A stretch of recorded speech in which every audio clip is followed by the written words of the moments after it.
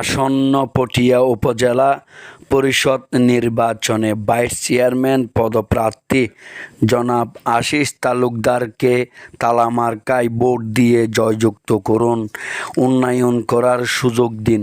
তিনি চ্যানেল সংগ্রামী ৭১-কে আরও বলেন, সনাতন ধর্মাবলম্বীদের উদ্যোগে আজকের এই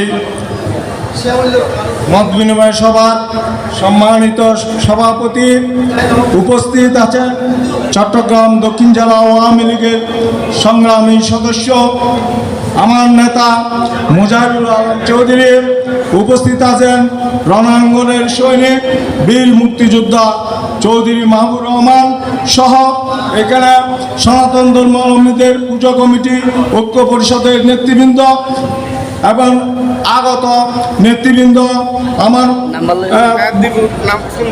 ভাই ও বোনেরা, আপনাদেরকে জানাই আমার নমস্কার। অন্য ধর্মাবলম্বীদেরকে জানাই আমার আদাব। বক্তব্য এখানে দেওয়ার কোনো সুযোগ নেই, তবু আমি একজন ধন্যবাদ জানাই। আমি আপনাদের সামনে দুই একটা কথা বলে আমার বক্তব্য শেষ করব। বক্তব্যটা হচ্ছে এই, আমি 1987 সাল থেকে রাজনৈতিক আওয়ামী লীগ, ছাত্রলীগ, যুবলীগের সাথে জড়িত। বিভিন্ন পদ পদবি নিয়ে আমি রাজনীতি করতে গিয়ে নির্যাতনের শিকার হয়েছি, মামলা মোকদ্দমা নিয়ে জেল পর্যন্ত খেটেছি, অন্য দলের নির্যাতনের শিকার হয়েছি।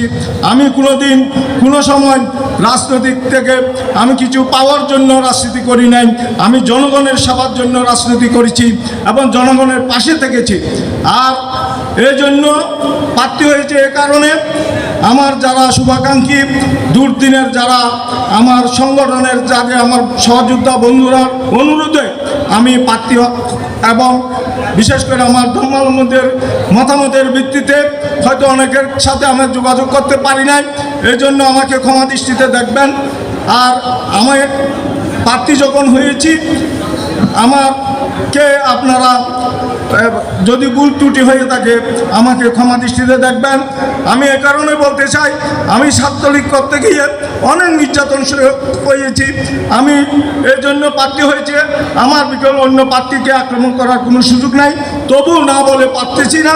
যিনি আমার ধর্মাবলম্বীদের যিনি ঝুলন দত্ত, উনি কিন্তু কোনোদিন আওয়ামী লীগ করে নাই, উনি করেছে জাতীয় পার্টি এলডিবি, কিন্তু পুজো কমিটির একটা অংশের সাথে উনি জড়িত। ওনাকে আমি শ্রদ্ধা করি, সম্মান করি, কিন্তু উনি আওয়ামী লীগ করে নাই, আওয়ামী লীগ করেছে আমি। এই জন্য আপনাদের সাথে আমি আপনাদের থেকে আমি আপনাদের ভোটটা প্রার্থনা করি। এজন্য আমি নির্যাতনের শিকার হয়েছি। যদি আপনারা নির্বাচিত করেন, তাহলে আমাকে ভোট দেন, তাহলে আপনাদের সেবক হিসেবে কাজ করতে পারবো এবং আপনারা আমাকে আশীর্বাদ করবেন। আমার বক্তব্য দীর্ঘায়িত করবো না।